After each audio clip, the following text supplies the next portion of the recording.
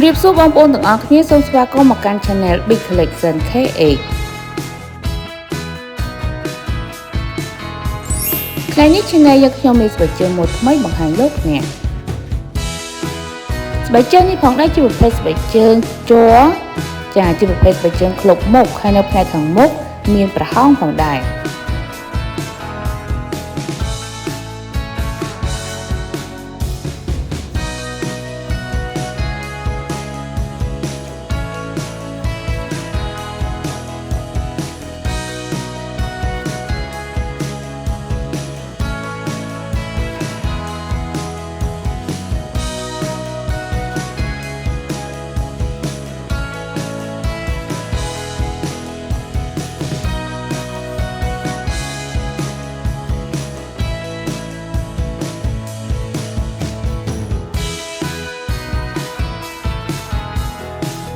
ស្បែកជើងម៉ូដនេះមានពីរពណ៌មានពណ៌ស